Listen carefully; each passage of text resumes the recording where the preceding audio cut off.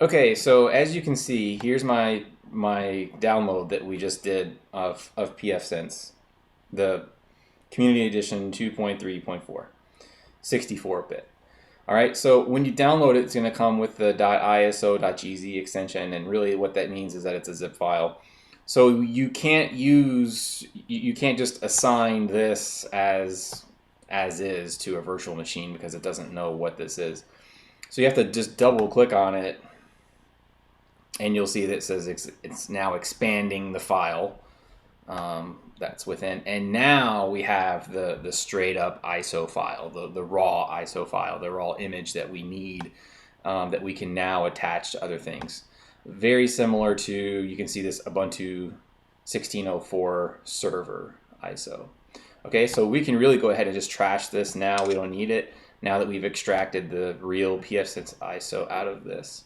So we'll go back to VirtualBox, and we will say new, and this will be the name will be pfSense, and we'll say Linux, and we'll just say other 64.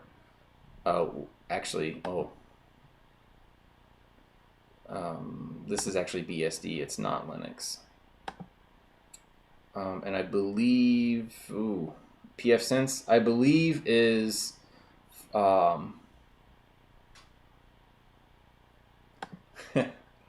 here, I'll tell you. Okay, so we've determined that pfSense does actually run on FreeBSD, and it's not Linux. And so we'll say continue, and we'll give this a gig of RAM. Obviously, in the real world, if you were speccing out a physical hardware build for pfSense to run on, which I highly recommend in a production environment, you do install this bare metal. Don't install pfSense as a virtual machine. There may be people that do it, but I would not want my firewall also being on the same physical hardware as a whole bunch of other important virtual machines. Not just for security, but then you also think about performance as well. If your virtual machine gets attacked and it's your firewall, you really don't want that bringing down the rest of everything else. You see what I'm saying there? So for security, for performance, separate your firewall and keep it on its own little part of the network, and its own little, I mean, it can be in the same rack, obviously. It doesn't have to be in a different room as everything else. But it needs to be its own physical piece of hardware. And then the cool thing about pfSense is you can actually set it up in high availability mode, where you can have multiple pfSense firewalls running at the same time, but to the network they just appear as one device. So that's pretty cool. I highly recommend that. If you require the high availability firewall setup, then definitely go that route.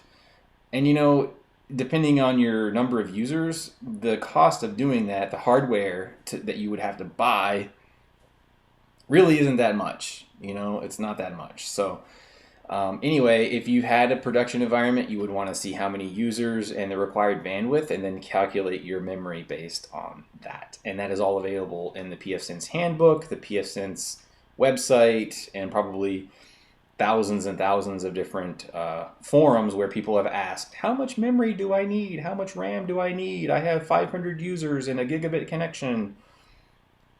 I can't answer that question because there could be a million different scenarios of why you may need more or less CPU, RAM, disk space, whatever. So for testing purposes, 1 gig of RAM is perfectly fine.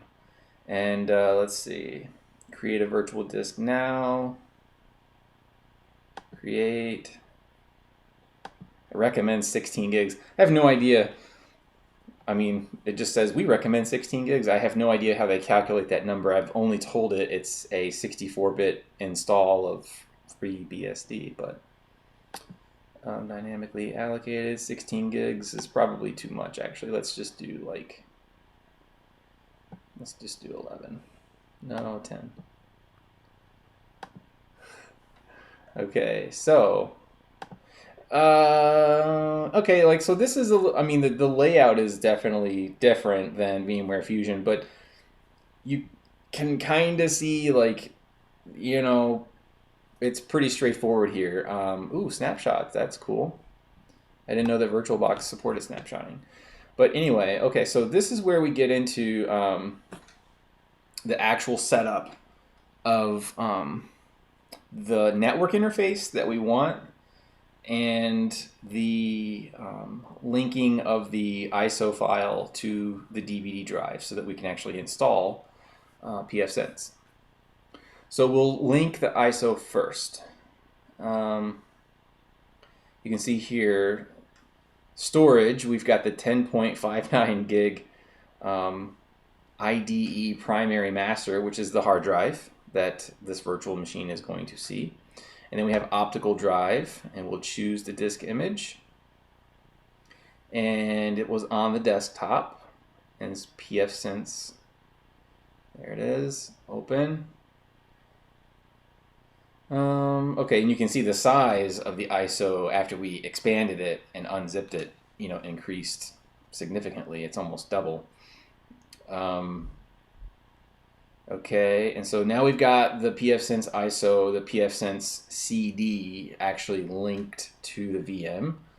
There is one more thing to do, and that is change the, let's see.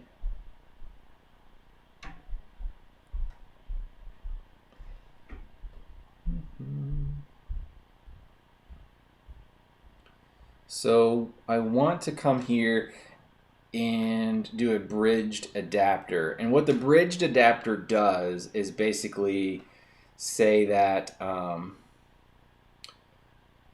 the internet connection of the host, which in this case is the MacBook Pro, and it's connected wirelessly. What it's basically saying is allow other devices on this host to show up as their own network interface on this network. So my Wi-Fi access point right now sees my MacBook Pro. It sees one MAC address. It's handed out one IP address to this MacBook Pro. And as soon as I enable this bridged adapter and I spin up this virtual machine, this pfSense box, it's going to have its own MAC address as well. And so my Wi-Fi access point will see that a new device has connected, and it will also assign an IP address. So I think that's kind of like the easiest approach for setting up the virtual machines. If you do NAT, then it's kind of like the virtual machine is on its own network. And there may be situations where that's what you want to do. Adapter 1, 2, 3, and 4, that's pretty cool that you can do that right from here. I believe you can do that in VMware Fusion, but I like this layout better, actually, in the free VirtualBox than I do the VMware Fusion interface. So in a firewall, you have the WAN and you have the LAN connection, and then the WAN connection is going to be your outside world. That's where all the bad things are happening, and that's how you get, out to the cloud. And then on the LAN side, your local area side, that's where your clients, are connecting, and that's your private side. That's the safe side. And so you can see how if you're installing pfSense in a virtual environment, that it can get sort of tricky to figure out where your interfaces need to be on your virtual machine and how that relates to the actual physical host that the virtual machine is installed on. But in our situation, basically adapter 1 and this bridged adapter that's pointing to, the Wi-Fi network, which can get out to the outside world, that is going to become our new WAN for the virtual machine.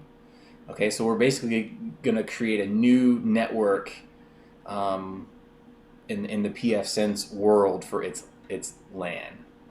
All right, so adapter 1 we'll set that up as our WAN connection, our external connection.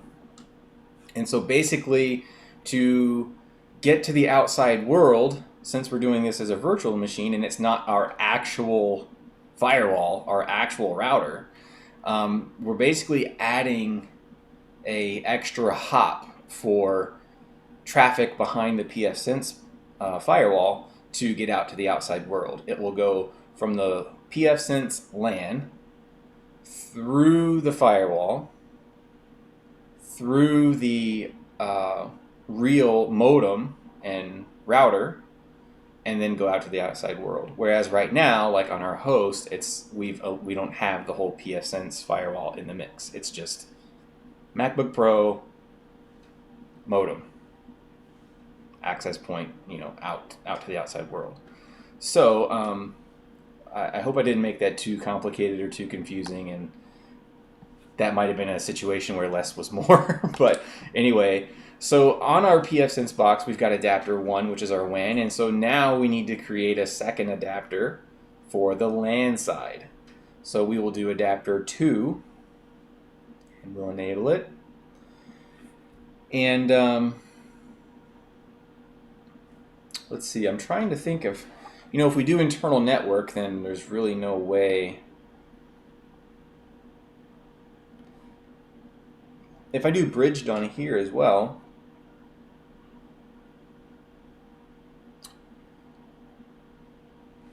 if I do bridged here,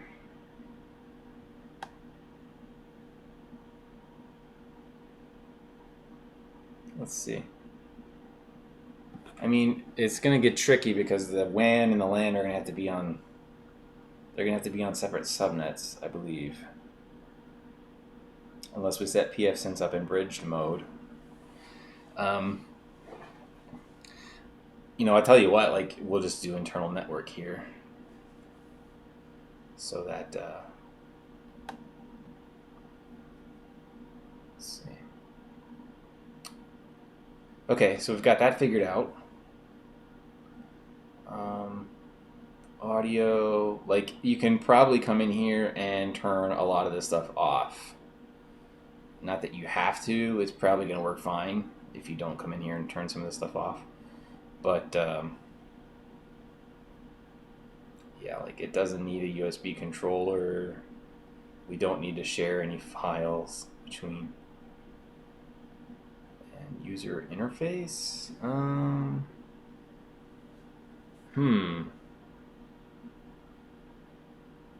This is cool.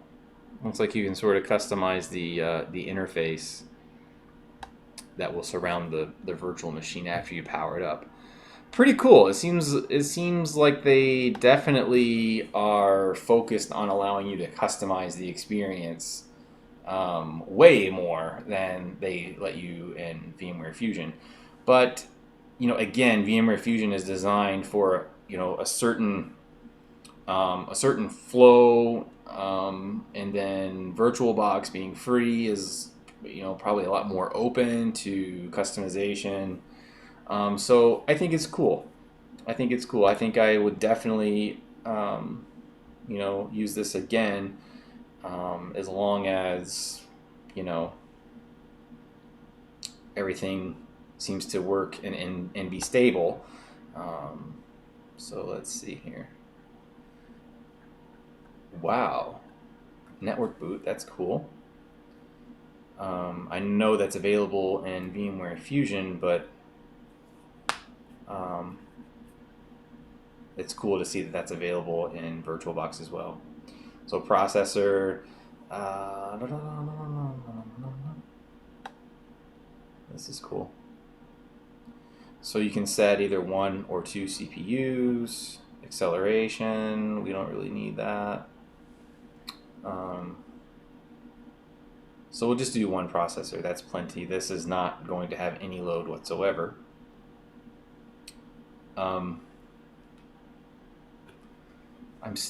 The network has me a little, I'm almost thinking, because see, I need to be able to access the local area interface you know, and if it's an internal network, then I'm not going to be able to do that.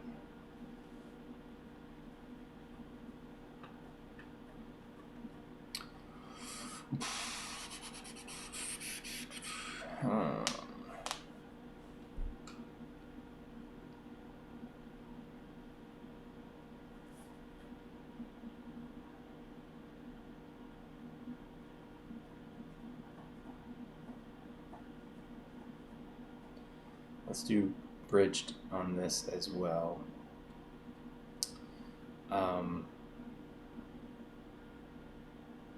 Okay. If I do bridged on the second adapter as well, then I'll be able to at least, you know, get into pfSense through the web interface and configure it. I'm not sure how the WAN interface is going to operate, and I may, you know, it's not like I'm going to use this as a real pfSense firewall anyway. It's not like I'm going to start redirecting all my machines on my LAN to use pfSense as the gateway and start using this virtual machine as one of my gateways, because that would make no sense. As soon as I close the lid on this laptop, that means the internet would go down. So, let's see. Everything else seems to be okay. Like, Giga RAM. It's going to boot off the optical and then the hard disk, which, as we know, optical isn't really optical. It's what it thinks is the CD drive, which has been linked to the ISO that we did not have to burn, which is kind of cool. And so I believe we're ready to start. Now, I believe we just click this here. What's this little down arrow? Normal, headless, and detachable. Yeah, let's do normal. If it starts smoking and flames shoot out everywhere, then we know we did the wrong thing, but hopefully not. Ooh, I like this. You have the auto capture keyboard option turned on. This will cause the virtual machine to automatically capture the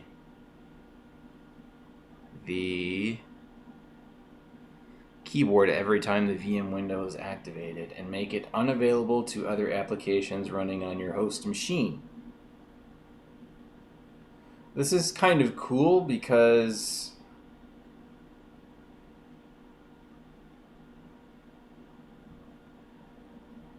you know, in VMware Fusion, you pretty much have to like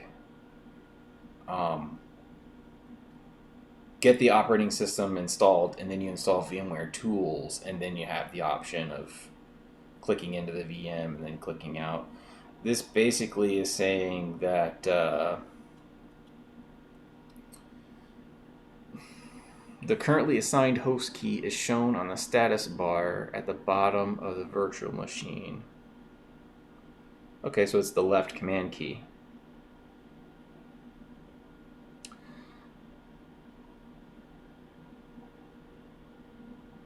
Cool. Okay. Wait, what's this now? The virtual machine reports that the guest OS does not support mouse pointer integration in the current video mode. Well, we don't really have to worry about that.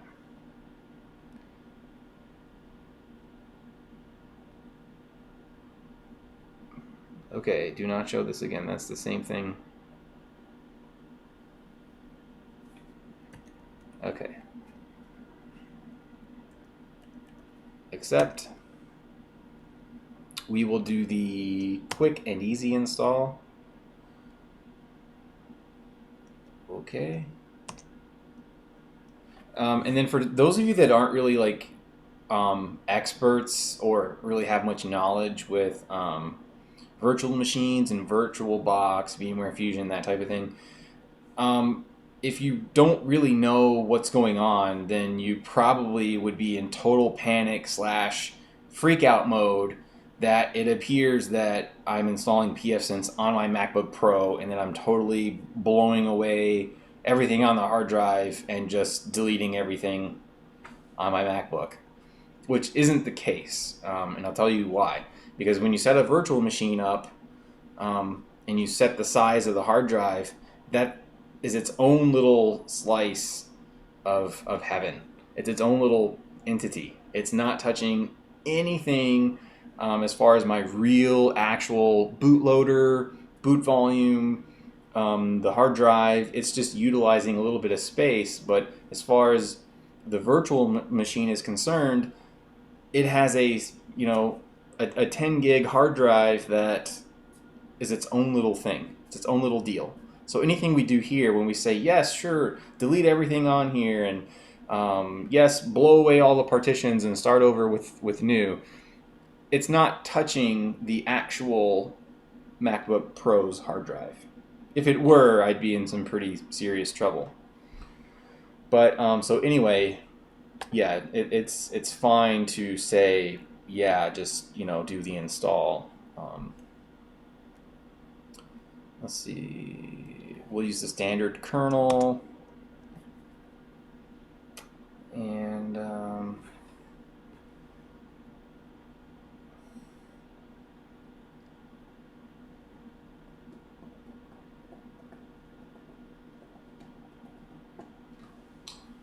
I actually need a drink refill. Whoop. This machine is about to be shut down. After the machine has reached its shutdown state, you may remove the CD from the CD drive. Reboot. And, okay, so I can see one problem that we're going to have immediately is this 192.168.1.1. That is the same. That's on the same subnet as my actual LAN, and so when these network interfaces come online and join my network interface, I'm probably going to have an IP conflict or an IP duplicate. But we will fix.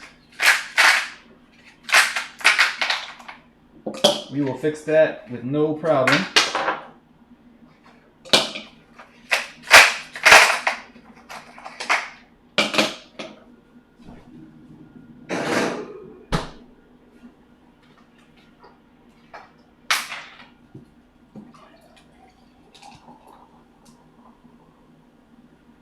It'll just take the internet down for a couple minutes while we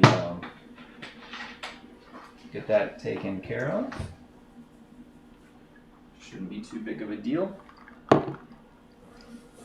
since we are network experts. Okay, so one thing is, like, see how I'm moving the mouse around now, and I can click on this and I can drag it around, and we can minimize this. We can just play around with this. We can actually minimize this if we want to, or full screen it, whatever. And so down here on the bottom right, where it says left command button, and actually you can resize this too if you want. You can. Woo. Oh, it's not actually increasing the screen size. It's just making more white space around it. Okay, cool. So anyway, the that message that kept popping up, if you didn't really understand what was going on there, it's basically saying that, like, while you're in your host operating system, which in this case happens to be Mac OS, and you're clicking around and whatever, if I hit enter right now, then I didn't expect that to happen. I didn't think it was going to actually do anything. I actually want to go back. Okay, you think you know something. What if we hit escape? Okay. So, anyway, I don't want to change the video font, or anything else for that matter. I guess when you click on the title and the window, that, like, now the keyboard inputs are being thrown into the virtual machine. Because if I hit the left command, then you can see this little thing down here goes green, which means captured. Oh, that's a cool little pop-up there to explain that. So it says keyboard is not captured when it's not green. Well, actually, that's not true, because if I click here, this isn't green, and yet I'm still arrowing up and down. So not quite accurate. I mean, that's not a huge deal. It still works. It's just a little odd that it would say that. Anyway, so now you can see why I was confused of why the keyboard was working, because it shouldn't be, but it is anyway. But if I click over here and click outside of the virtual machine, then if I do the arrows up and down, you can see I'm actually cycling. Here, let's move this out of the way. If I click here, I'm actually cycling up and down, on the icons on my desktop. Okay?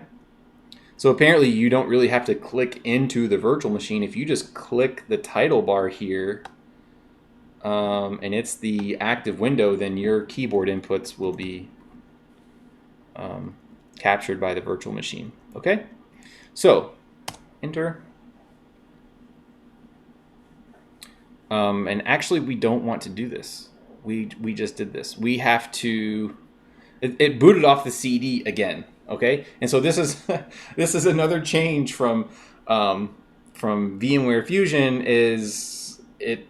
If you assign the CD drive and do the install, when you reboot, it automatically boots off the hard drive. So what we have to do is unmount or eject the CD drive. So you can see I right-clicked over here on the CD drive, and we'll just say remove disk from virtual drive, which is basically the same as ejecting it and pulling it out. And we will force the unmount. Okay, and then we'll just do reboot here.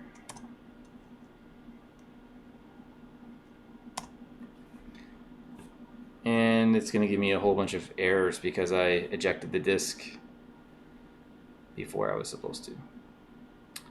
So, how do we do a power cycle on this thing? Machine reset. Yes. So, a little bit of a learning curve. That's not necessarily, like a huge design flaw by any means from VirtualBox. It's not anything that I would say just turns me off totally to VirtualBox. I mean, if anything, that was more of a user error than a VirtualBox error. So, again, though, like using VMware Fusion and knowing how virtual machines work and kind of like the flow, it let me know that, oh, it's booting off the disk, even though I've already done the install. Booting off the CD, and I've already done the install. And so now I don't want it to do that anymore. So I just need to eject the CD, and that will boot off the hard drive. And it kind of goes back to, do you remember seeing maybe some preferences? No. Machine settings, I think it's here. Kind of goes back to system, maybe. Yeah, this boot order, okay? Optical, and then the hard disk. And, if the machine was powered off, if the virtual machine was powered down, we could probably come in here and actually change these by clicking up and down. So if you always wanted to boot off the hard drive first, you could just click here and then click up, and it would move it to the top. So anyway, if the virtual machine was powered down, we could actually come in here and say, you know what, never boot off the CD drive ever again until we come back in here and turn it back on if we ever wanted to do that. So that is what was happening, and that's how you fix it. Okay, so in pfSense, the default behavior of the WAN connection is to go ahead and utilize DHCP, see if there's a server out there, grab an IP address. And as you can see, it did. It got 192.168.1.28/24, which, for those of you that don't know, what /24 is, that's the subnet mask of 255.255.255.0. Okay? The LAN side must have detected that there was already a 192.168.1.1. Actually, no, it didn't do that. The reason that the LAN dropped the 192.168.1.1 is because that would be on the same subnet as the WAN side, which makes no sense, basically. So that's why there's basically it's blank. Okay. But what we can actually do is we can have some fun with this. We can come in here and we can assign a LAN interface IP address that is on a totally different subnet. Let's put it on the 10.0.0.1. Let's give it that IP address. And then what we can do is to try using pfSense, we can actually point our MacBook Pro to 10.0.0.1 as its gateway and use it as DNS and use it. So that would be kind of interesting, because what would happen is the MacBook Pro, which is the host device, would be using pfSense as its gateway, which is running on the host device as a virtual machine. That virtual machine is connected to its WAN side is connected to the access point and then going out to the cloud from there. So in theory, that should work just fine. I've never done that before, but we'll try it out and we'll see if it works. Okay, so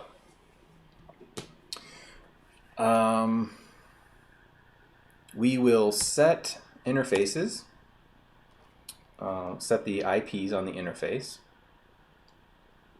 and we'll leave WAN on DHCP, which is what we want, and then we will change the LAN static IP address to something else, which is actually, there's nothing right now, so we'll go ahead and set it. So what you do, like, okay, this is considered the console of pfSense. After you get this initial step completed, then you can do pretty much everything else you ever need to do through the web interface, which with the new release is really nicely polished. You can tell they took a lot of effort on getting the web GUI sort of like refreshed and to where it makes more sense, and it's more intuitive. So anyway, we will configure the LAN interface, and so to do that, you just see here it says enter the number of the interface you wish to configure, and so we have 1-WAN and 2-LAN. So that obviously means if I want to configure the LAN interface, then it will be number 2. And you may have, on a real production environment, you may have multiple interfaces, way more than just these two here. You could have maybe, 4, 5, 6 different interfaces or more. So we will go here and we said 10.0.0.1. Enter the new LAN subnet. Okay, so that'll be 24.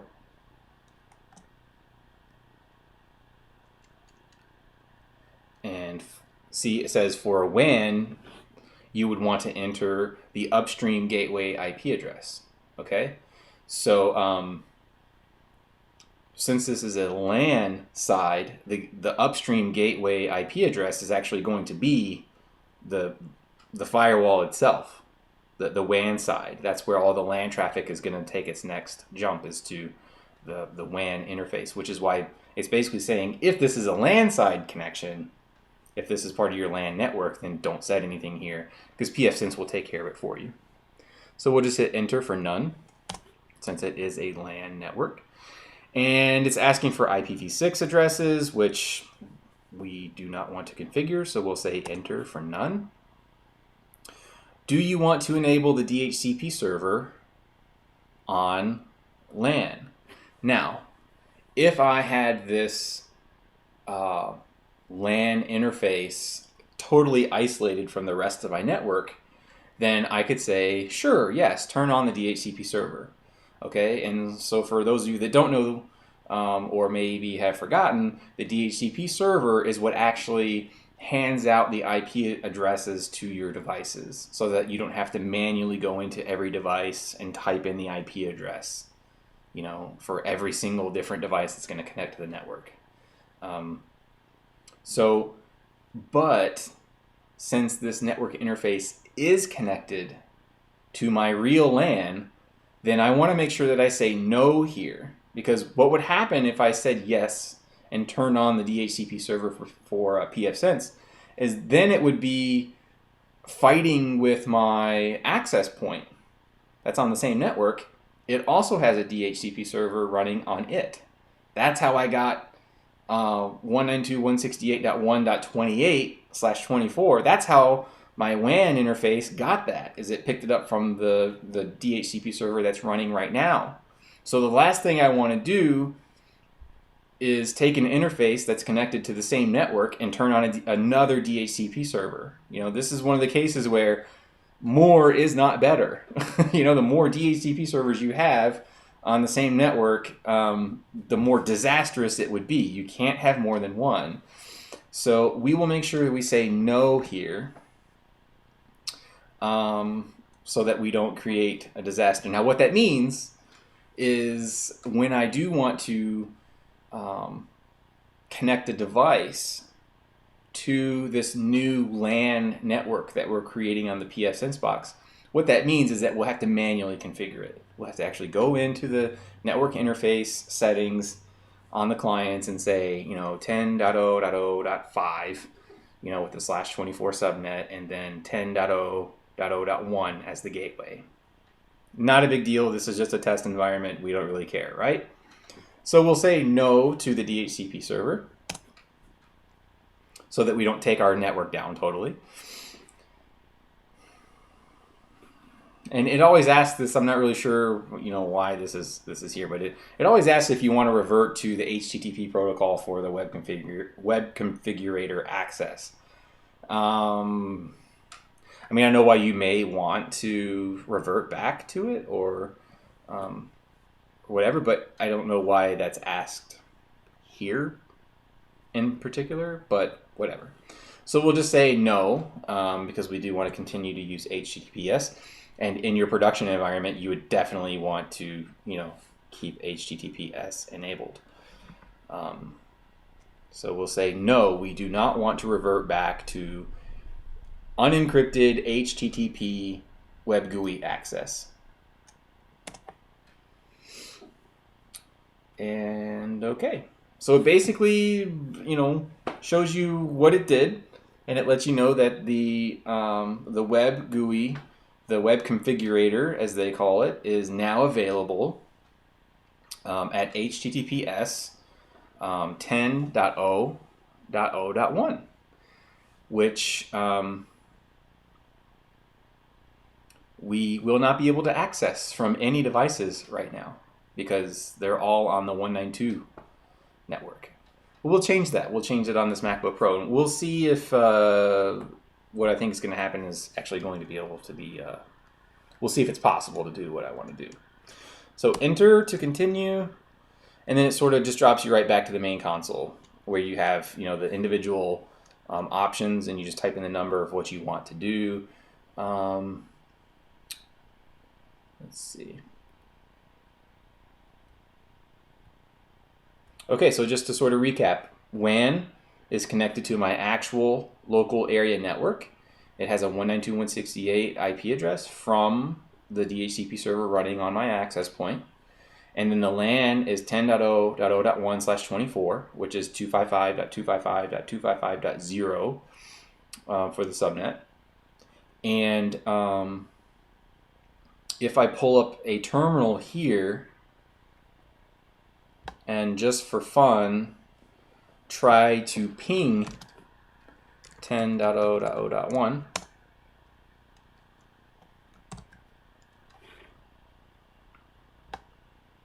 then you can see that I didn't get any responses. Unreachable. Okay? So, if I go into my system preferences and I say, let's check out the network information manual. Okay?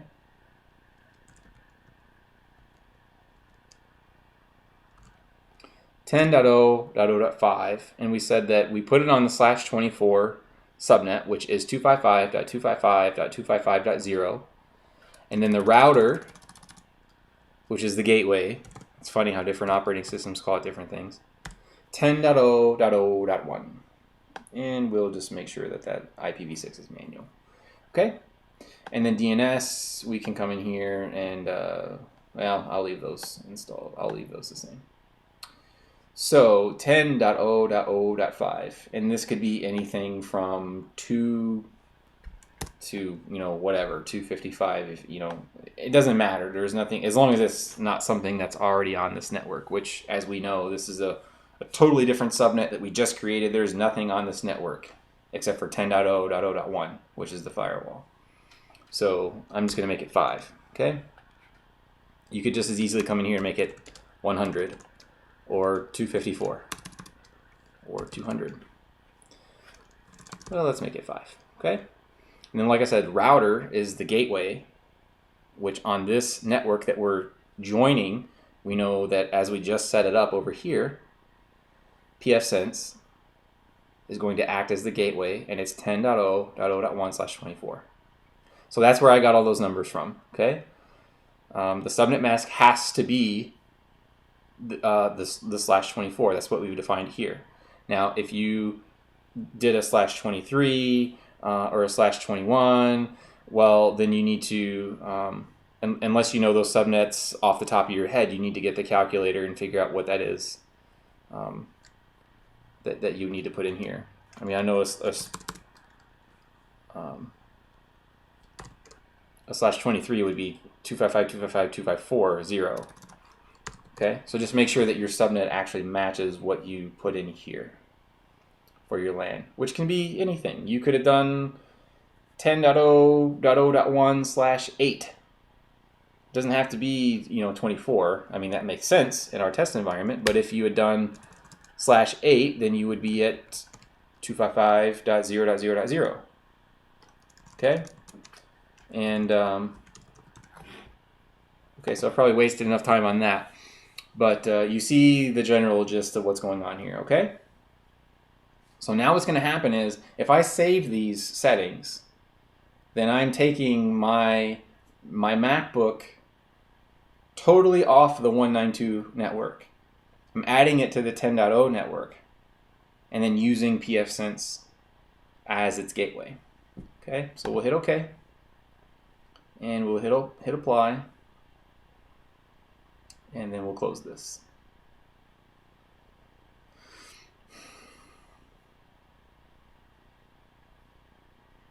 And then we'll go here. And if, I'll tell you what. Let's make sure that nothing from other pfSense installs interferes. 0.1.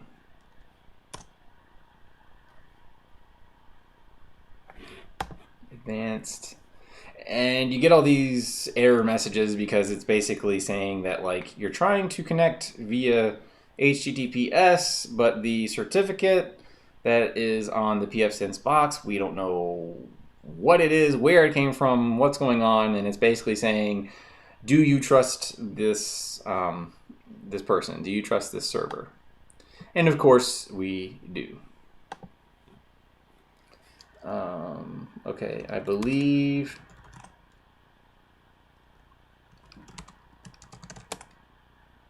Okay, so the default username and password to get into the web GUI is admin for the username and then pfSense for the password. And so as you can see, we have connected to the LAN side of the pfSense box. Okay, so we've actually connected to here. Okay, and you can actually see, in the log here, it's saying that, hey, someone tried to sign in with the admin credentials. It failed because I typed in admin. I thought that was the default user and pass, which it is not, as I just said. And then you can see that there was actually the successful login for the user admin.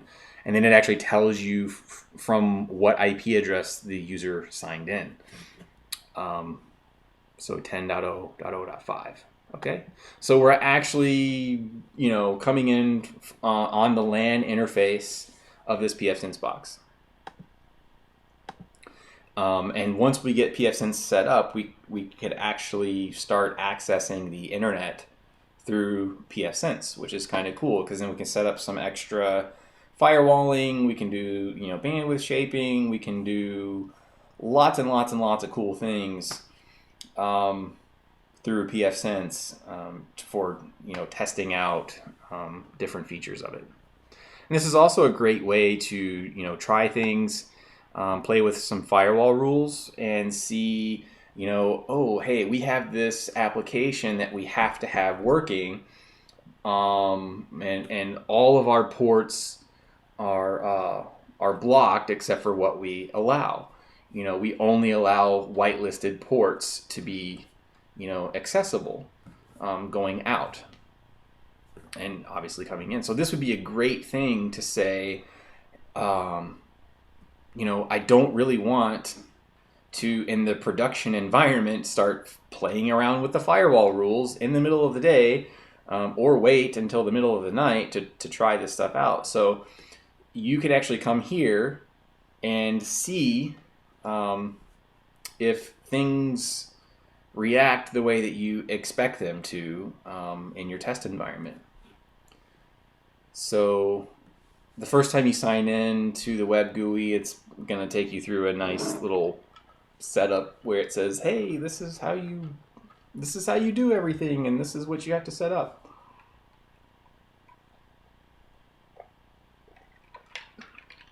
This is talking about pfSense Gold, which, if you're going to use this in a production environment, I actually really recommend. I think it's like $99 a year, which this right here, this benefit of the auto config backup is fantastic. That's definitely, that alone is worth the $99 a year. Every time you go into pfSense and you change something, or update something, whatever, a configuration backup is automatically done, and then that config file, the change that it noted, is actually uploaded to pfSense's cloud.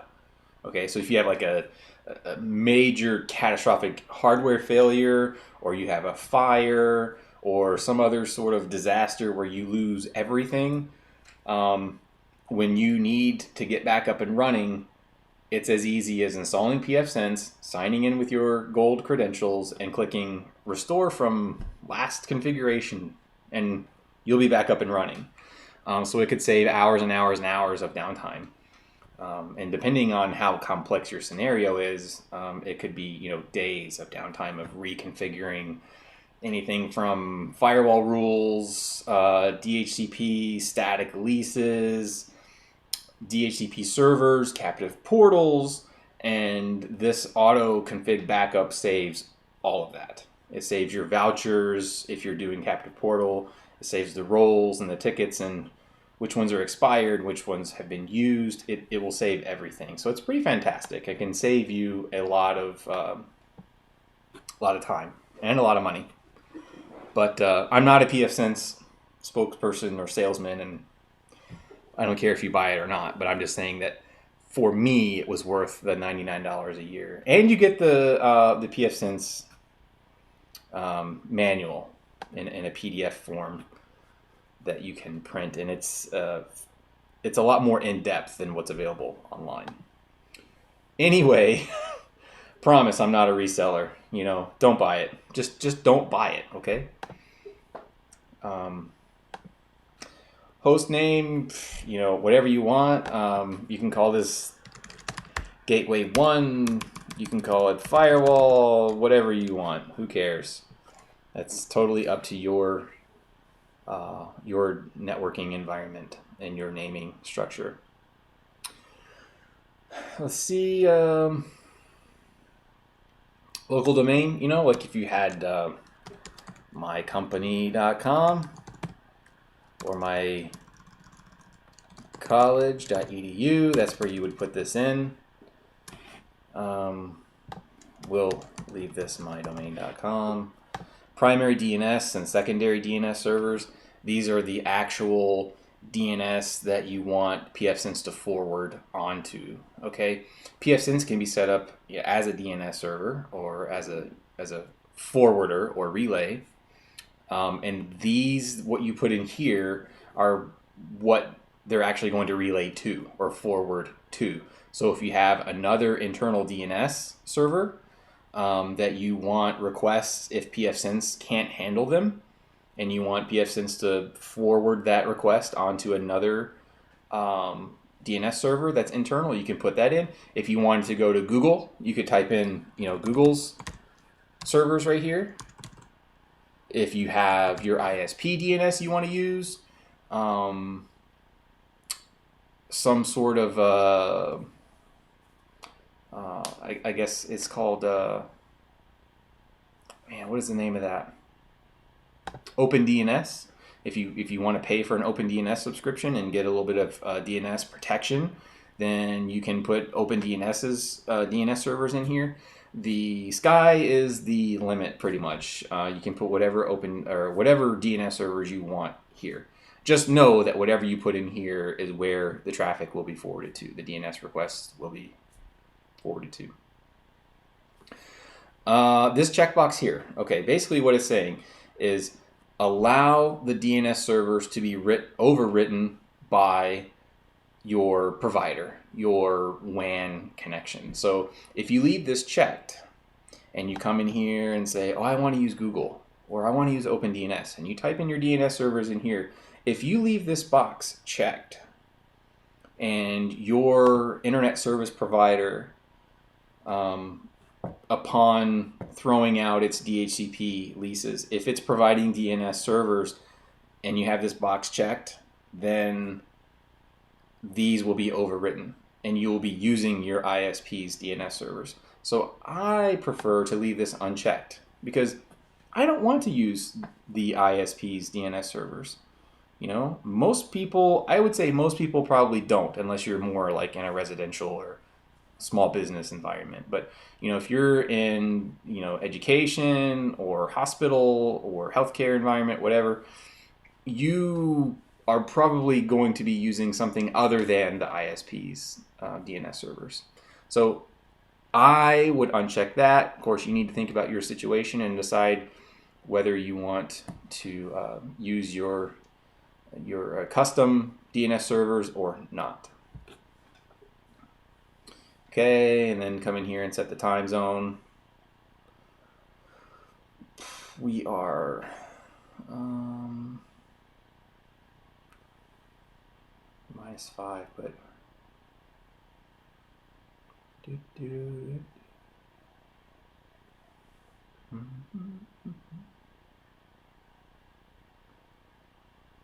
Chicago next.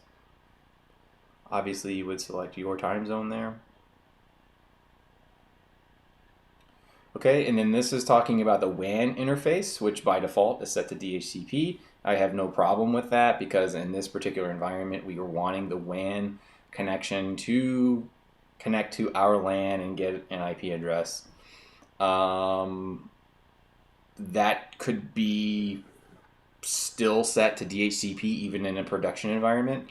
But you typically would want your firewall if you have a static IP address from your ISP, if you pay for that, you typically would want to come here and say static, and then actually put in the IP address, the subnet, and the gateway that your ISP gives you. That way, all of your traffic from your college or your workplace, whatever, is always flowing through the same IP address. And you get into a lot of cases where you want that to be true, because sometimes you pay, or there are cloud-based services that require the IP address to come from a certain, or they require the logins to come from a certain IP address.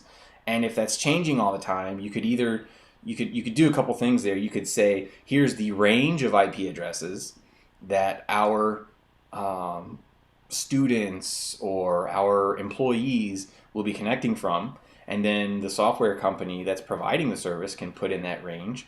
Or you can come here and say the static IP address is this, and then you hand them the one IP address where you say the traffic will be coming from here.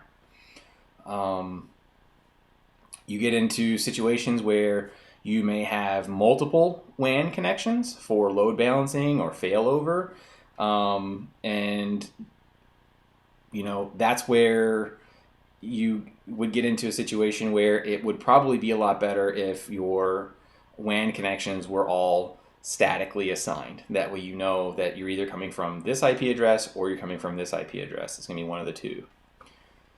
Okay, so in our situation though, we will leave this DHCP because it doesn't matter. And then if you had selected static, this is where you would put in the static IP address, the subnet mask, and the upstream gateway. Let's see, PPPoE, PBTP, and RFC 1918. Okay, so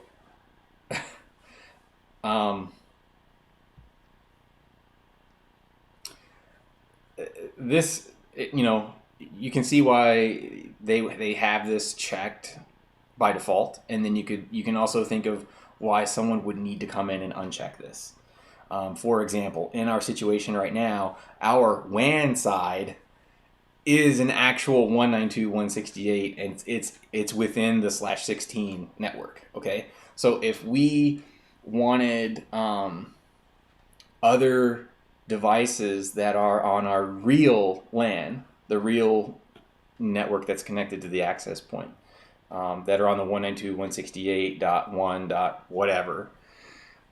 If we wanted to set up like port forwarding or something like that from the WAN side of pfSense into the LAN side, if we have this checked to block private networks from entering the WAN side, then that traffic isn't going to make it, because the originating source is from a LAN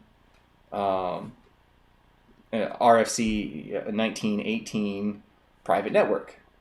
So in our case, we actually want to uncheck this because we're not, the WAN side isn't exposed to the outside world where it has a real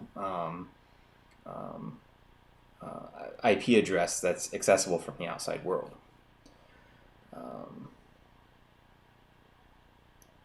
Let's see.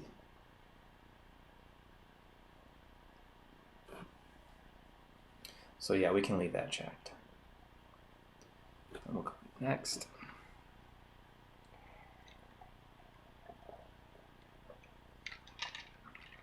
And then this is basically just the same thing that we did on the WAN interface, but it's just for the LAN.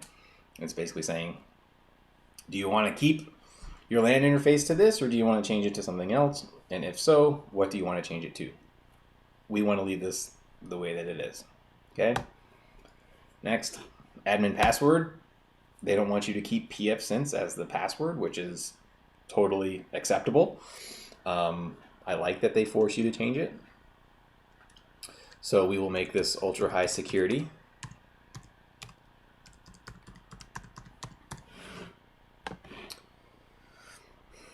And click reload. And so if we go here, we might actually see that the server is going to restart. I don't know if reload means restart the server or just reload with the new configuration options. Okay, so it's not actually going to restart the server. Okay.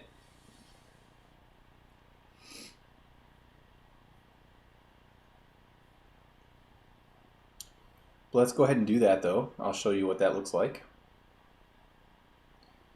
If I can figure out where that is.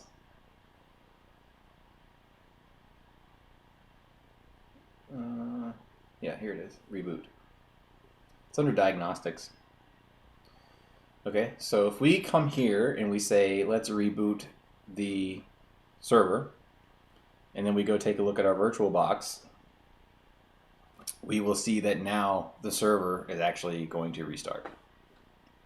Okay? And hopefully that doesn't take forever.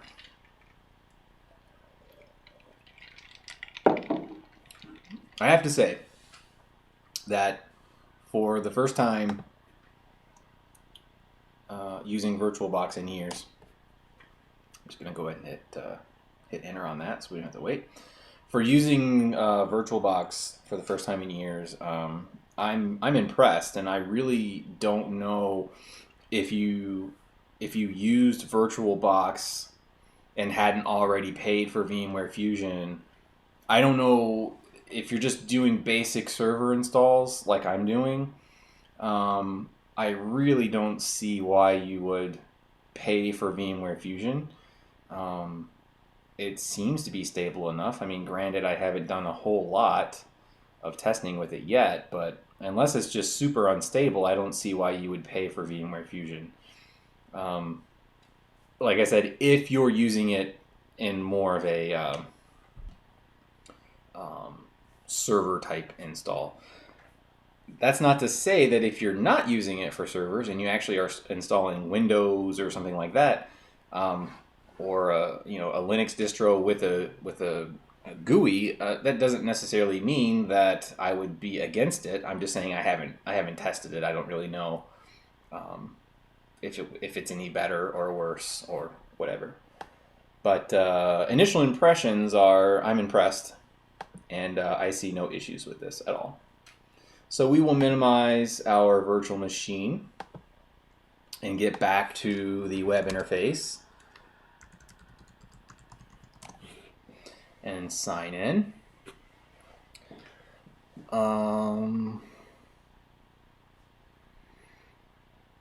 Release date 2006 for the BIOS. That's pretty funny. Initech GmbH.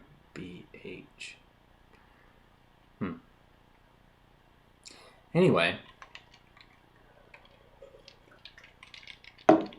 so let's see if by my MacBook's network settings using the pfSense box, let's see if I have a network connection to the outside world. Okay, so remember my gateway on my MacBook Pro is no longer directly pointing to my access point and modem and getting out to the outside world that way directly. Now I have pointed my gateway to pfSense. And so now the traffic will flow to the gateway on the LAN side of pfSense, go through the firewall and all of its rules, out the WAN interface, then travel to the LAN side of my modem / access point, go out the WAN side of my modem to the outside world. So you can see we basically have added an extra hop right in the middle. So let's go here and go to speedtest.net and look at that. You can see how slow my my internet really is. It's pretty terrible.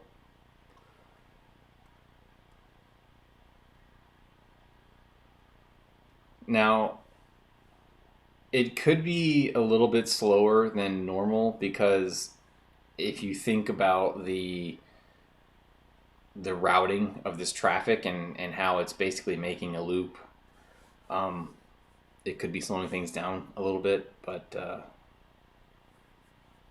let's see what happens here.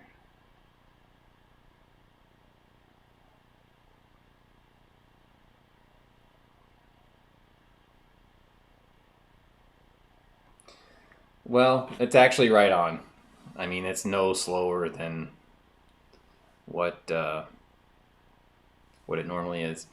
I pay for 12 meg internet, so to get 13, 14 really isn't that bad because a lot of times you pay for something and you end up getting half of that, and then you call and complain and they say, well, it's we say up to this amount. We don't really guarantee that you'll get that amount. So you know, for what I'm paying for and what I'm getting, I really can't complain too much. Is 12 megs or 14 megs the best speed in the world? No, but I'm not paying for more, so I don't expect more. So no complaints there. But then, as you can see, pfSense is working fine out of the box with basically no firewalling, no firewall rules set up at all.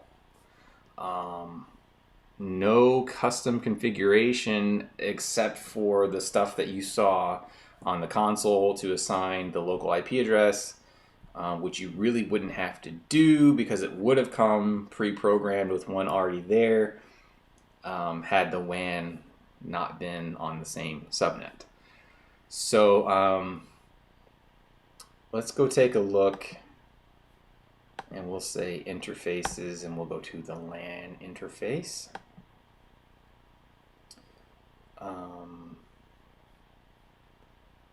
No, we want to go to firewall rules.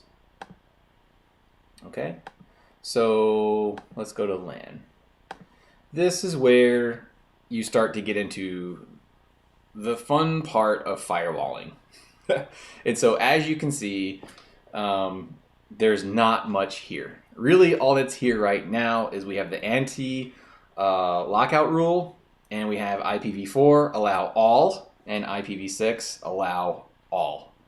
And what that means is anywhere, any port that I want to use to get out to the outside world, whether it's 80 or 443 or 25 or 110 or 444,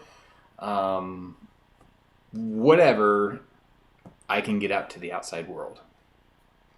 Now, just for fun,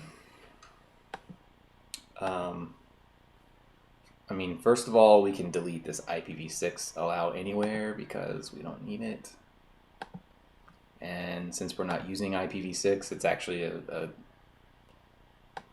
good thing to do for security reasons, to just get rid of it.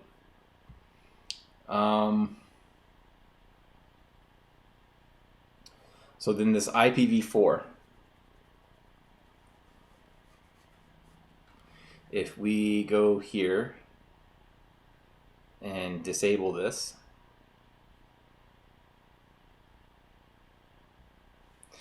then I can still, so basically I'm not allowing any ports to get out to the outside world now, okay? The one rule that let me do that, go out to the outside world on any port I wanted, has now been disabled, okay? And there are no other rules defining that I can get out on 80 or 443 or whatever. This anti-lockout rule, what that is for is you can see that the destination is the LAN address. Okay, so 10.0.0.1 is the LAN address.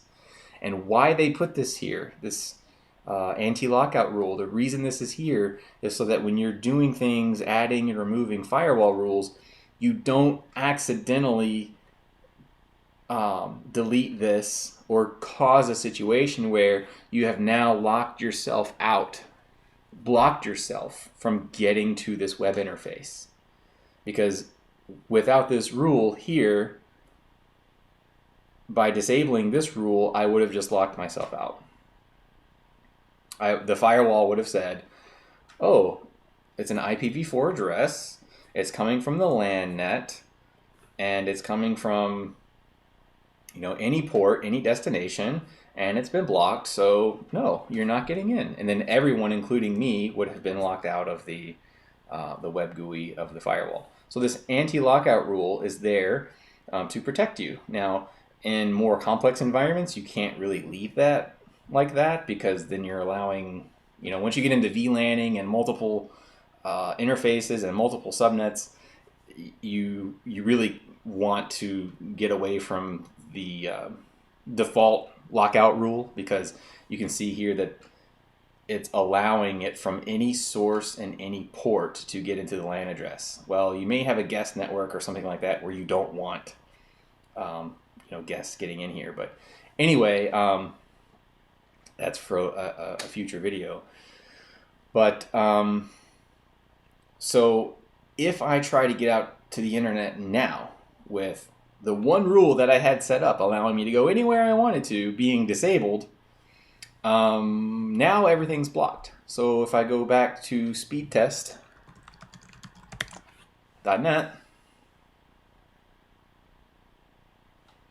it's not going to work.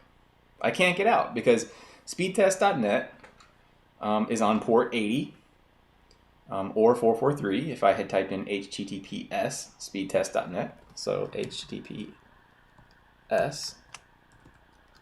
speedtest.net. I can't connect. I can't get to the outside world. Okay? Because no ports are available going out. So what can I do to make a really really secure network? Okay? I could just come over here if I wanted to be a little less secure. I could come over here and just say, enable this rule that allows any client on the LAN to get out on any port that they want. So that means that services like Steam that may use a wide range of ports, they'll just work. I don't have to go in there and create a rule that says allow this port range, UDP or TCP, you know, define the protocol. I don't have to do anything like that if I just enable this one rule.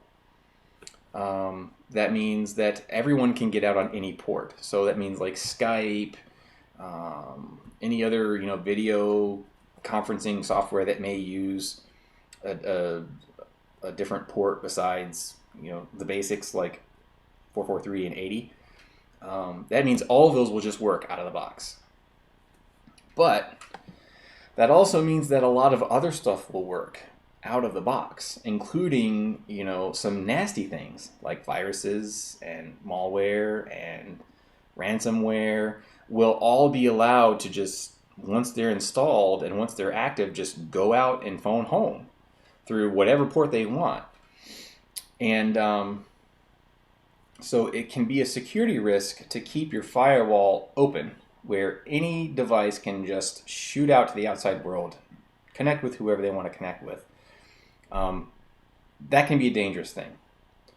So what we would do is actually disable this rule. And now let's say that there are 2 ports right off the start that I know have to be open for normal use.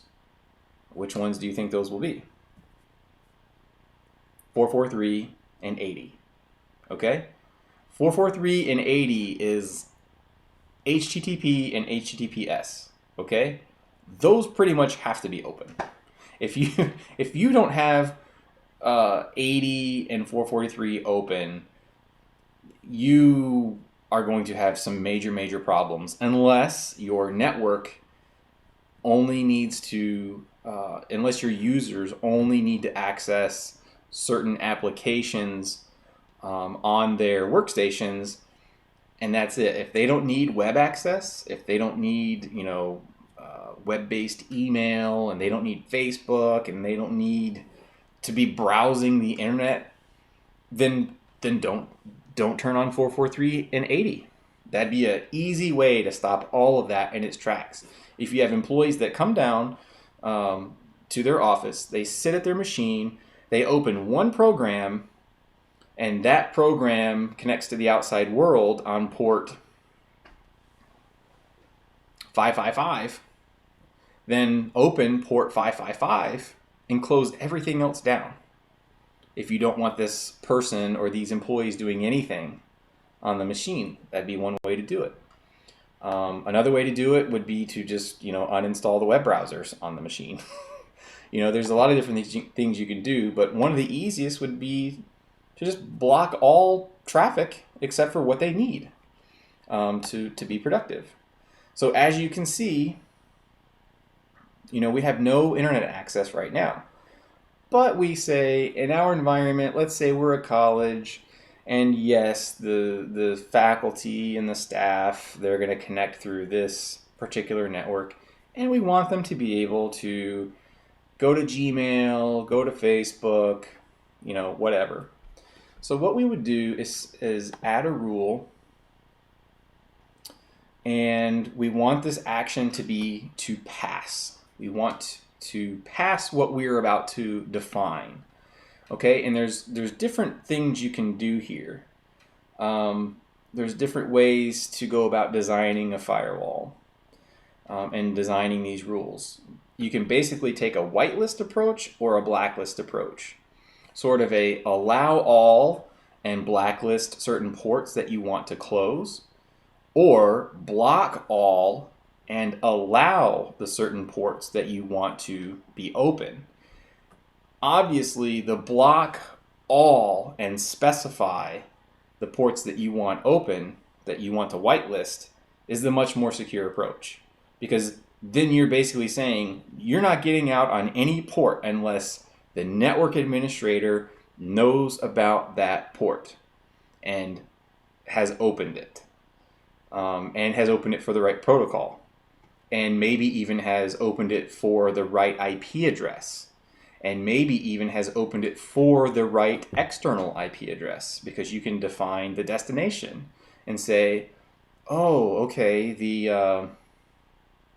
VoIP phones need to connect to the server that's in the cloud, and we know what the IP address of that VoIP PBX is, and so we will put that in there. And so yes, VoIP connections are allowed out, but they're only allowed out for the VoIP extensions, and they're only allowed out to this particular phone server.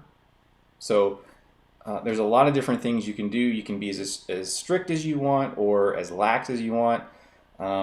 It all depends on your environment, and it all depends on what the usage is and how secure you want to be. There's always a trade-off.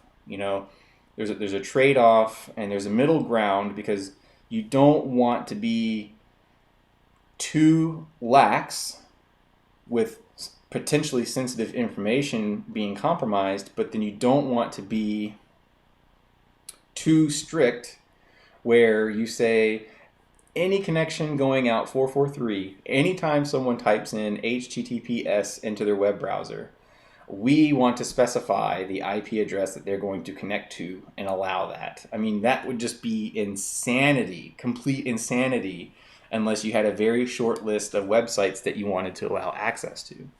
So you can see there's the middle ground, there's the trade-off, and so it's up to you to decide how secure are we going to be, what makes sense for my environment. Because let me tell you, if every time someone wants to go to a new website and you have to manually add that in, and they're creating a ticket and they're waiting minutes or hours or days to get access to a website, you are going to cause a problem, and you may not be the network administrator or the IT specialist or whatever your title is. If you're doing this type of firewalling, you may not be in that position for very long if you piss off enough people. Okay? So anyway, let's get back. Now that we've explained, allow all, blacklist these, or block all and allow these, we, in this particular example, have opted for block all and allow what we specify, the safer of the two. So since we are blocking all and allowing what we define, we want to make sure that the action is set to pass. Okay? If we come here and say block, it doesn't make any sense. We're already blocking everything by not having the allow all rule. Okay? So we want to make sure that we pass what we define. Interface is going to be on the LAN. And if you had multiple local area network interfaces, the cool thing is that in this dropdown, you would see those here. So you could say, I have a guest network that does not communicate with my other networks where the sensitive data is. And so therefore, if you're on guest, which has no access to the sensitive information, then sure, you can. We'll open all the ports for you. You can do whatever you want. You can get on Steam, you can get on Xbox Live, you can get on Skype. We don't really care about this guest network because it's its own little entity and it's not able to access anything that's important. So in this example, we only have the one, so we'll choose LAN, IPv4. This rule we are going to do for port 443, and so we only want to allow TCP out on 443, so we'll leave it TCP. You can do TCP, you can do UDP, you can do both. You can do TCP, UDP, or you can do any. You can basically say any of these protocols, just allow them all. We don't really want to open it up that far. Okay, so we'll just do TCP. And then source. This is where you could specify a certain host on the LAN has access on this port. You could have maybe some printers on this same network where you're saying, there's a lot of malware coming in and a lot of bugs in the software and the firmware on these printers that are connected to our network. And so we may not necessarily want all of these printers phoning home all the time or having an active internet connection. So what you could do is actually say, okay, 10.0.0.10, 11, 12, 13, 14, and 15, those are all printers. And they're not going to get this rule, so we want to start defining the people that can access the internet. Let's say your boss says, I don't want anyone getting out on the internet, but I would like to get on the internet sometimes. Well, you find out his IP address and make sure it's statically assigned. And then you could come in here and say, okay, so this single host, my boss's IP address is 10.0.0.20. Or actually, let's pretend we're our own boss. We are 10.0.0.5. Okay, so we are the special people. Okay, no one else can get out on 443 on the network but us. We're going to make a special rule just for us. Okay. So a single host or alias, which is us. And if you'll remember, 10.0.0.5 is the IP address that we assign to our MacBook. Okay, so make sure that the source is 10.0.0.5 and that the destination is any. So basically what this does is says that we can go out to the outside world and we can connect to any IP address that we want to. Okay, or you could say we only want to allow ourselves to connect to the outside world on port 443 to a certain IP address. Let's say it's a camera server or something like that that's using whatever port, and we want to make an exception and allow this person to get out to this certain IP address. Or you can just do any. And there's a lot of other options that you have there as well. But we'll do any because who knows, we may want to get to Facebook, we may want to get to Google, we may want to go to YouTube, whatever. So we'll just do any. And then the port range, this is where we actually define what port we're going to allow, what port is going to pass on this rule. So let's say, and there are some, that are already pre-filled here.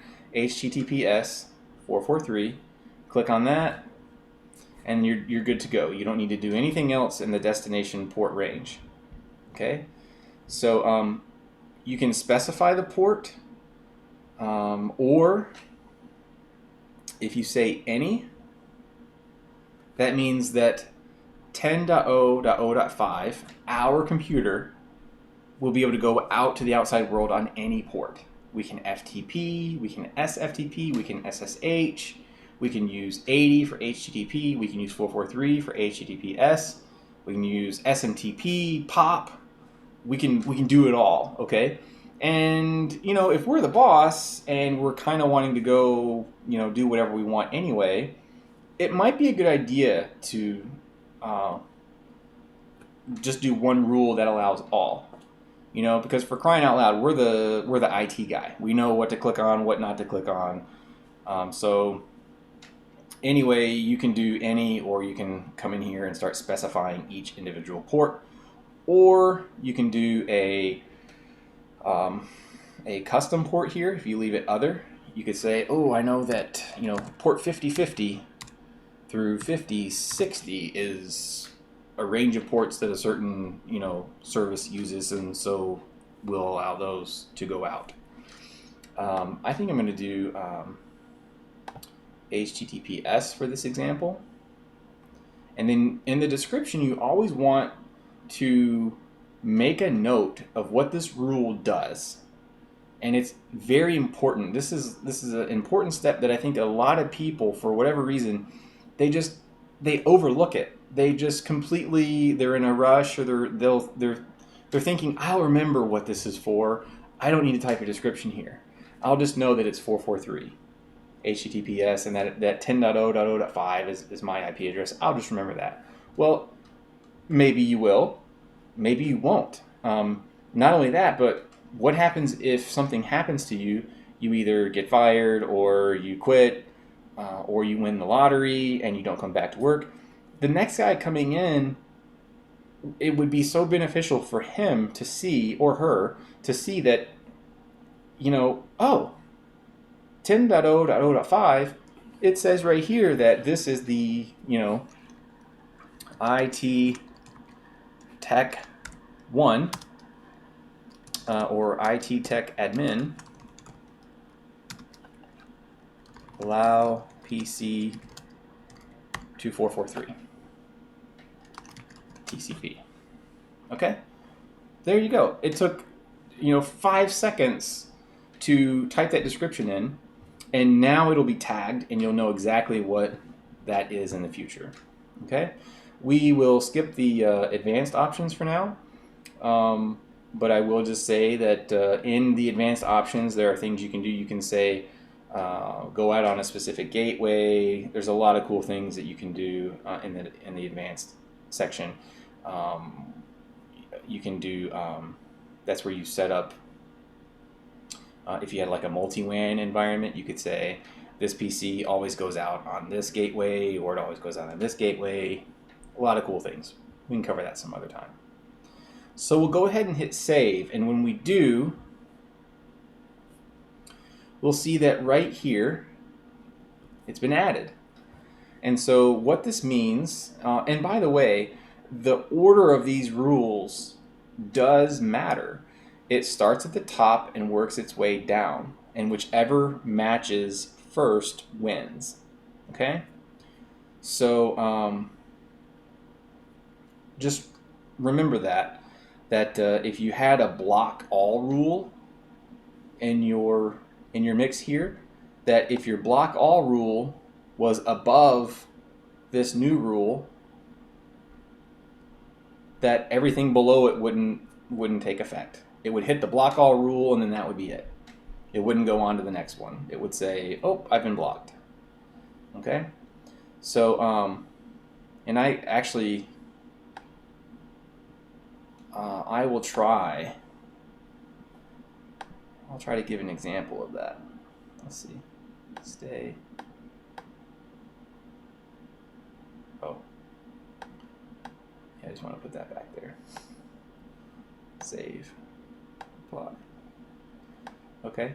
So the block all rule and the ordering, I'll go over that in just a second. I want to show you first how adding this one rule, remember, when we disabled this rule right here, and it was just this rule and this rule, our internet connection stopped working because we basically said no ports are allowed out. Okay? So, but now that we've added this rule that 10.0.0.5 can get out on HTTPS, let's speedtest.net starts working on HTTPS. Oh.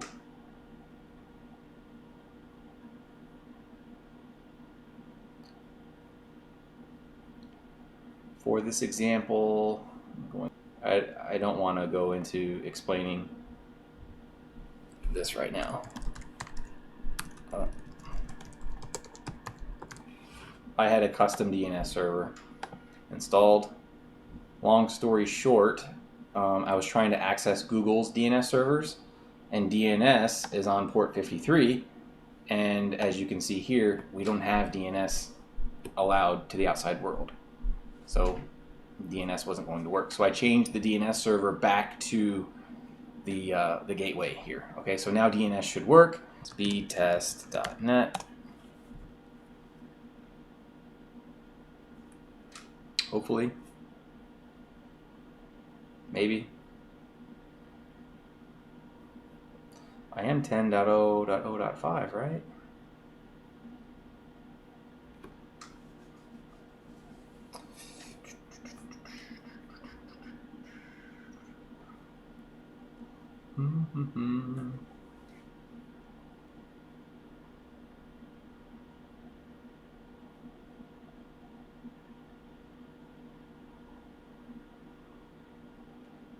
Well,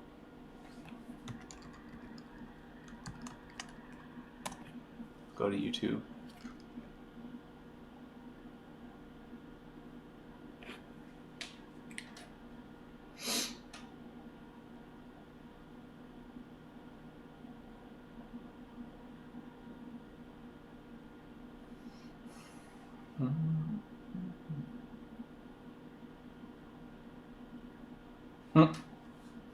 Okay then.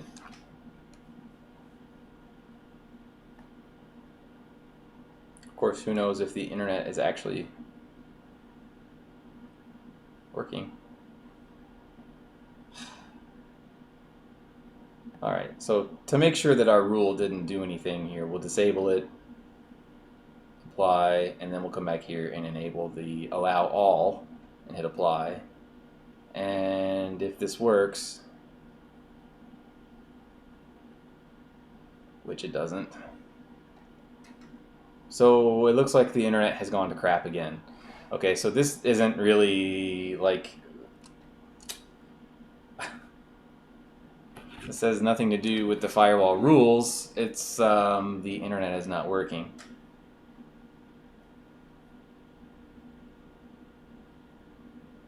There we go.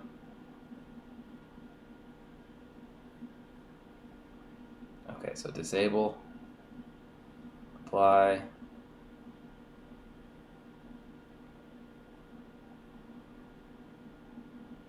enable this. Yeah, something's going on.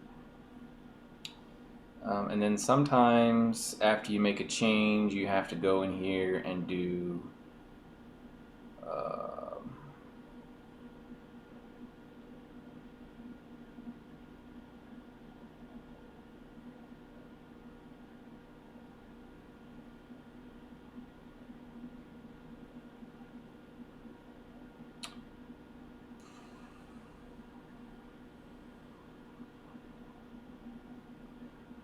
I'm drawing a blank here.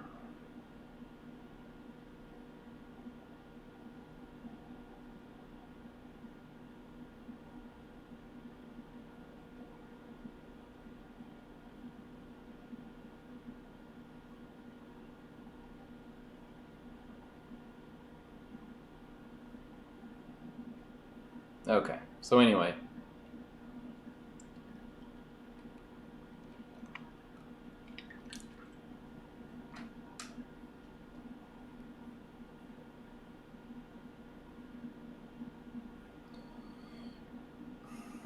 As you can see, that opening HTTPS here has allowed me to connect to HTTPS, YouTube.com.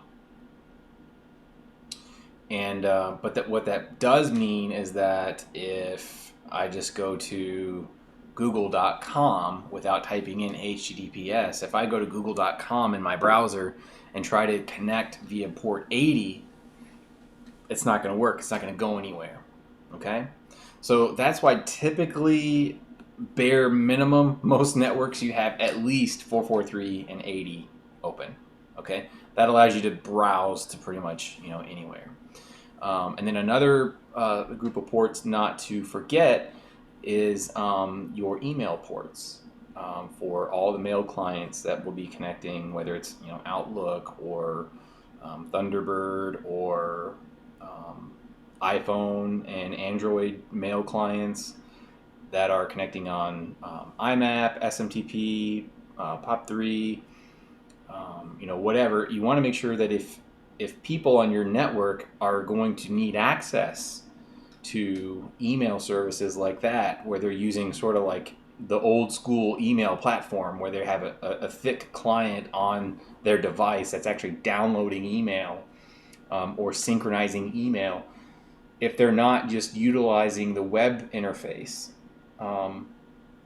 then you'll have to open up those email ports. If everyone uses Google Apps for business or Google Apps for education, or Gmail is their personal whatever, or really any web-based email service is going to run through 443 HTTPS. So if you want to allow web-based email, it's as easy as coming in here and saying, yeah, 443, go for it, have at it. But just this one port is not going to open email access for non-web-based email communication. So we'll close that. And so a very typical thing would be to actually not have this based on a single IP address. It would just be that any computer on the LAN interface can get out to any server outside on a certain port, HTTPS. Okay, so we would change this to say allow all to 443 on TCP, save. And then another thing would be to allow HTTP. Okay, so we would come here. This little thing, this button right here, is basically to duplicate or copy this rule. So if we're saying we want a rule really similar to this, we're just going to change like one or two things about it instead of coming here and adding a whole new rule and starting from scratch and having to set all the fields. We can basically just say, create a copy of this and let me just change one thing about this. We're going to allow all on 80 on TCP. 80 TCP, save. Okay? And so you can see it dropped it right below the rule that we copied. And if that's not where you need it to be, then you can just drag it wherever you actually need it to be in the order of the rules here.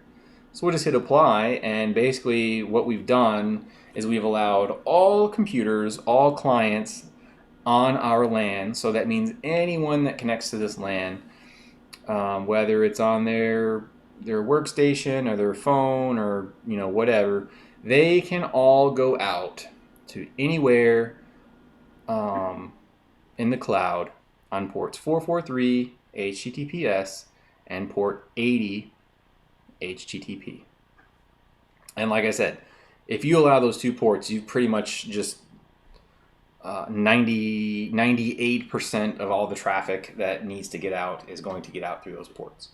And like I said, the other 2% is going to be random things, random one-off things like Skype and email and, you know, EdConnect and EdExpress if you're in the higher ed world. Software update for miscellaneous pieces of accounting software, you know, whatever. And so as you run into those problems of certain things not being able to connect, then you can come in here to your firewall and you can add new rules that allow these pieces of software to connect if you need to, if this is a legitimate piece of software that needs to access the outside world. Ideally, you get a list of all the software that your clients need or that the employees need, and you figure out what services and what features of said software they're actually using, and then you find out the ports and the port ranges of that software, and you make a list, and then you build your firewall rules before you deploy this in production. That way there's really not a lot of downtime of saying, oh, well, you know, we didn't know that you needed, you know, port 444, but you do. So we have to go add that.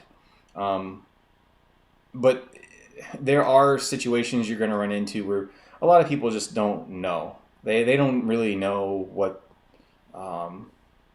ports they're using, and there are going to be those situations where you make the change and you think you have everything programmed in to the firewall list, the rules list, and there's going to be some things that are missing. And it won't be long until those things that are not working surface. You'll see people saying, "Hey, this widget over here that connects to a server that no one ever looks at and hasn't looked at in 5 years." It needs to get online too, and it's using port 53811. Okay, so if that's legit, then you would go add, you know, 53811 on whatever port it needs to be on. I mean, whatever protocol it needs to be on, and then you would allow that rule for that IP address of that device. So that's basically how you come in here and you know, add rules. If you add, let's see, add one here, block. Okay, so before we add a block rule, let's just test this out. Speedtest.net, which hopefully the internet is working.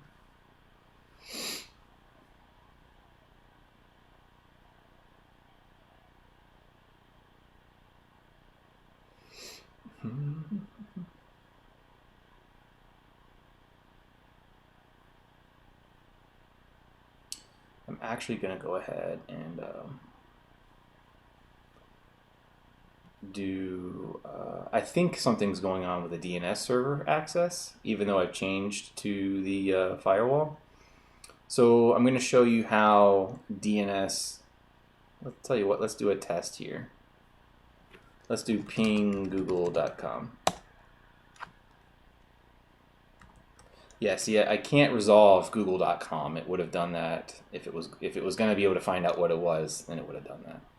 So what we do is, let's copy this one, pass LAN IPv4 TCP UDP from any source to any destination, and we want to do DNS. So allow all to DNS. Save.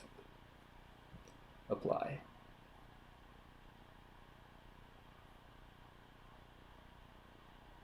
And now if I go back here and change my DNS servers to Google's servers, then I should be fine. I should be able to connect. So we'll do 8.8.8.8. And oh. Oh man. That's the sign that's getting too late. 8.8.4.4. All right, hit OK, hit apply, we'll close this. And now, as you can see, we can resolve. Now, it couldn't actually connect and ping google.com. And the reason for that is we're only allowing all of our clients out on 443 and 80 and 53. Well, what is a ping?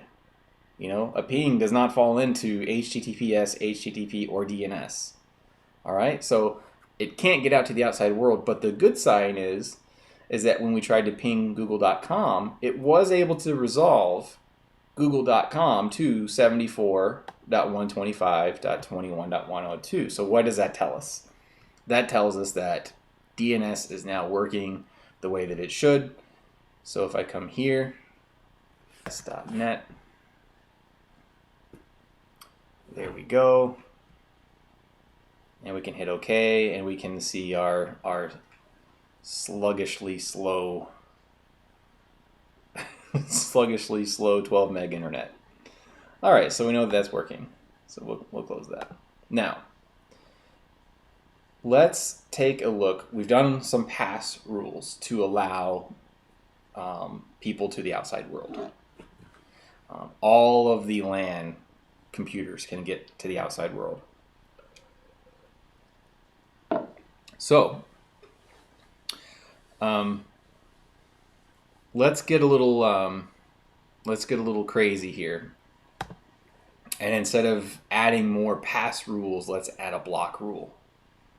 And we'll put it in the right order. And then you will be able to better understand how pass, block, and the order that these are done in can make you capable of really, really customizing your firewall rules to do lots and lots of cool, crazy things.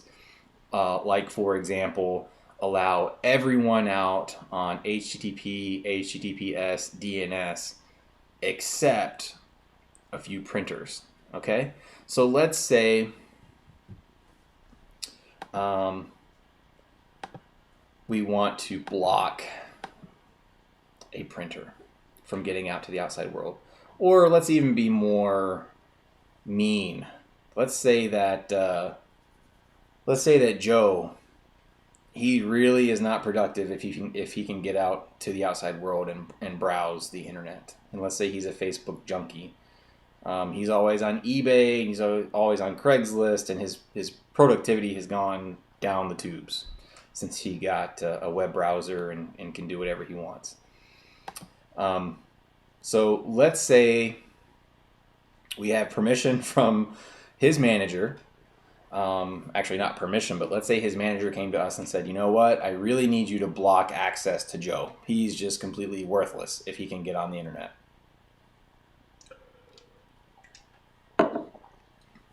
Then that's not a problem for us. All we have to do is come into pfSense and create a block rule.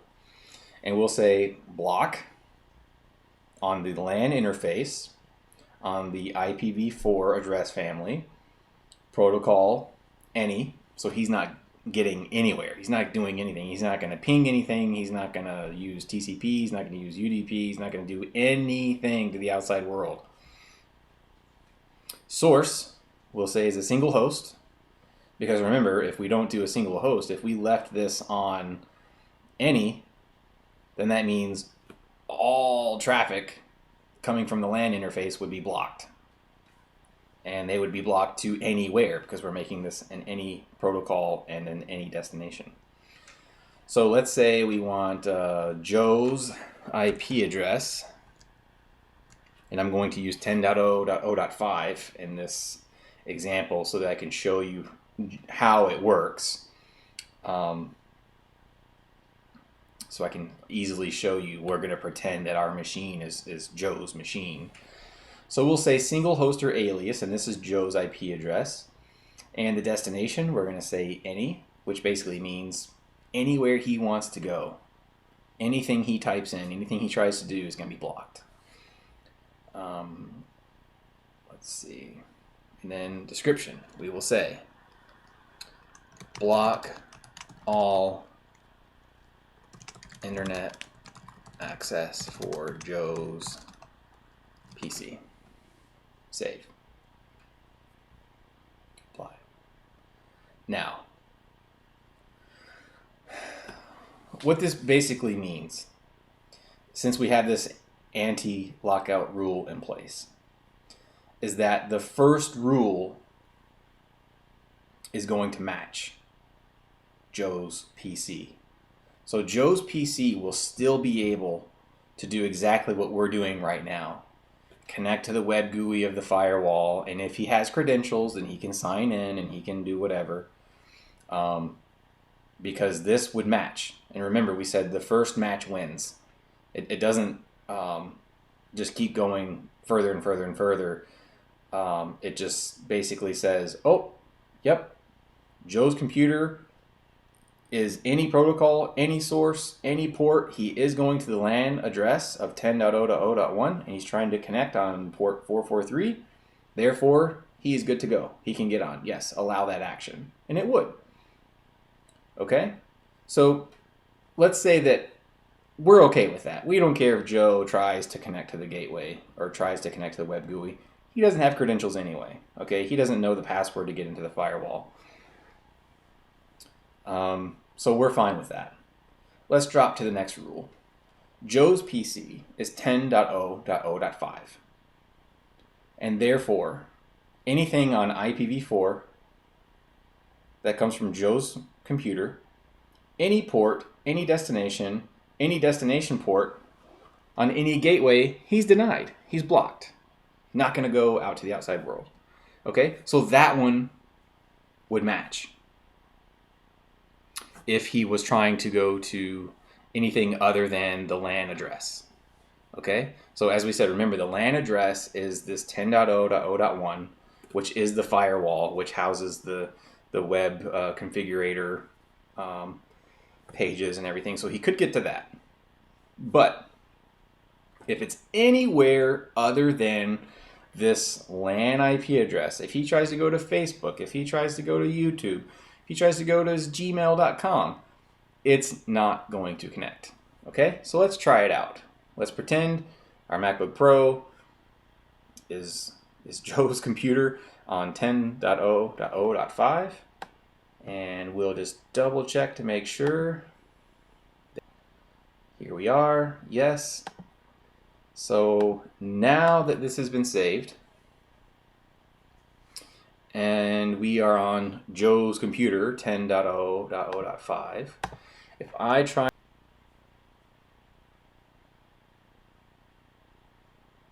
it's a no-go. Not going to work. If I try to go, not going to work. Okay? Now, let's say that this block Joe's PC rule was in the wrong order. Let's say we added it and it added to the bottom because I clicked this button instead of this button, so that when I added a rule, it added it to the bottom of the list. And we will save that order. And so now you can see that we've got the anti-lockout rule, which is always there. So Joe can get to the LAN address, and we skip down, and then it's like, uh-oh, he can also get anywhere on HTTPS, HTTP, and DNS, because 10.0.0.5 is any source and any port on IPv4 and the TCP protocol. Okay? So, if we go, then now all of a sudden, Joe's computer can get out to the outside world. He can go anywhere. He can do anything. We didn't really fix the problem, even though we created the block rule for Joe's computer. We have the positioning in the hierarchy, we have it in the wrong place. Okay? So, what you can actually do, I think, no. See, I was going to say if we can drag this above the anti-lockout rule, then that would also block Joe from getting into the pfSense web configurator. But unfortunately, the default anti-lockout rule, it has to be the first one in there, and they're doing that to make sure that you don't lock yourself out. Because if I had created this block all rule and I didn't have an IP address here, but I just had the asterisk where it's blocking everything, and I dragged it up above this thing and hit save, then I've locked myself out. So how you get around this anti-lockout rule, if you do want to start getting more granular and you want to block people from accessing it, is you basically go in here and you disable it, you delete it, and you start creating your own rules. And you have to basically say, to the web configurator, yes, I know what I'm doing. Yes, I'm aware that I'm disabling the anti-lockout rule and deleting it, and therefore I'm going to be extra cautious and extra careful to make sure that I don't do something stupid and put the rules in the wrong order to block myself from getting into the firewall. So anyway, that's how, if you really, if you are really worried about Joe, let's say he's a little bit of he thinks he's a computer expert or a network expert, and you think, he might try to do something like get into the firewall, or I think he may know, the password, or he may try to get into it, or whatever. You could just block Joe's computer from getting to the pfSense firewall at all. You could block the web configurator access for him, and in a production environment, I really do recommend that is the case. That none of your workstations or your clients can access the web configurator of pfSense. You don't want anyone being able just to type in the gateway, which is easy to find. All they have to do is look at the DHCP information on their computer, and they will see what the default gateway is. And so if you have pfSense running on the standard port 443 and they know what the IP address is, then anyone can go to the, anyone can pull up a web browser, type in that IP address, and be prompted with, the portal. And really at that point, they're just a username and password away from totally effing up everything. So you definitely, and obviously, no one should have the password, but, things happen, and sometimes other people let something slip, or politics start, playing a role, and next thing you know, Joe has access to the firewall, and he's doing things that you don't want him to be doing. Okay? So, I know you're probably thinking, politics in the real world that exists, which obviously insert as much sarcasm there as you want. But yes, absolutely. Especially guest networks, student networks, public networks, you really don't want to be allowing web GUI access to your firewall. So figure out the best approach to limit that and block as much as that as you can.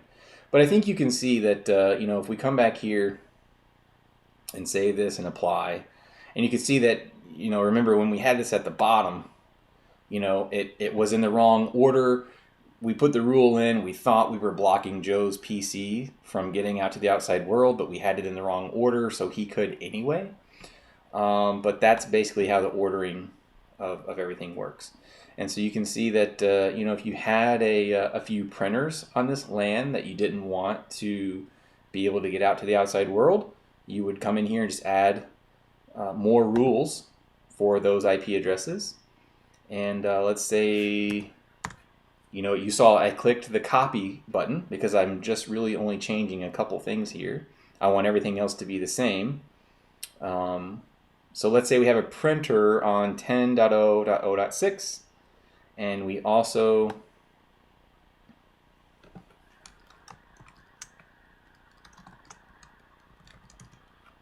HP printer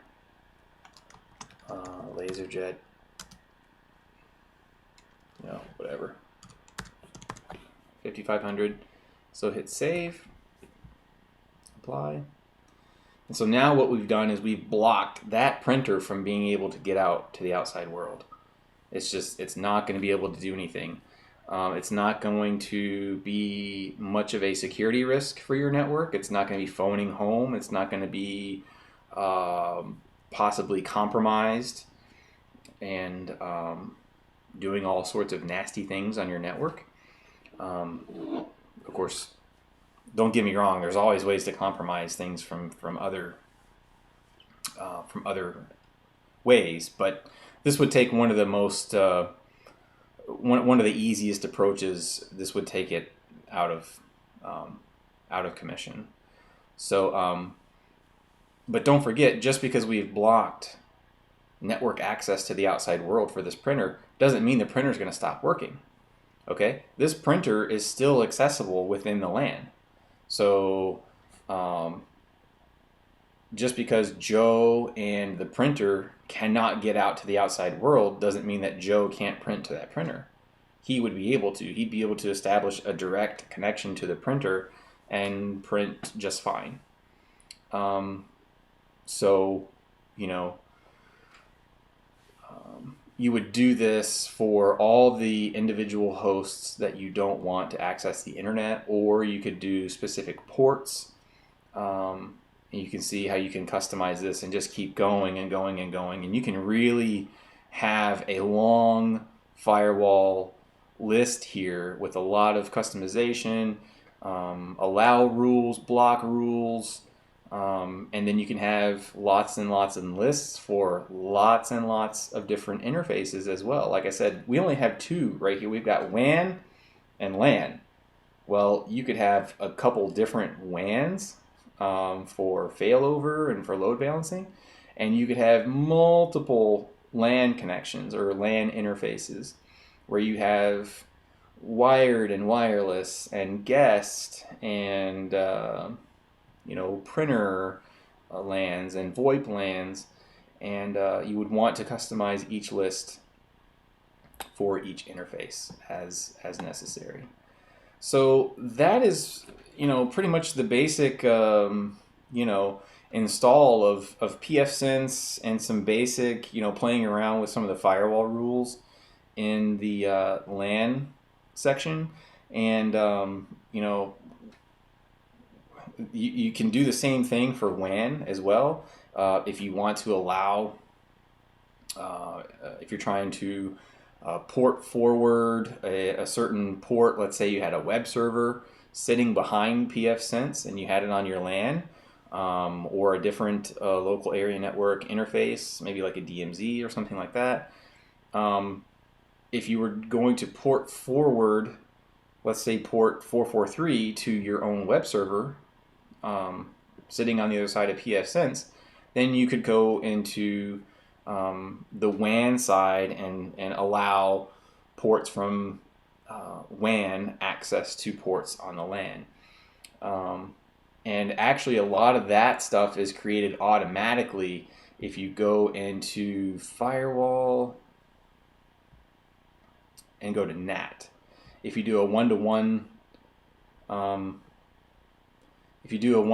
NAT, and this is starting to get outside the scope of what I wanted this to be. Anyway, you can do one-to-one natting, or you can do just a typical port forward and say, coming in from the WAN interface, I want anything that's TCP coming in on, HTTPS to go to, 10.0.0.5. Let's say we wanted Joe's computer to be a web server, which sounds like a terrible idea. You could actually forward that traffic to anything you wanted to.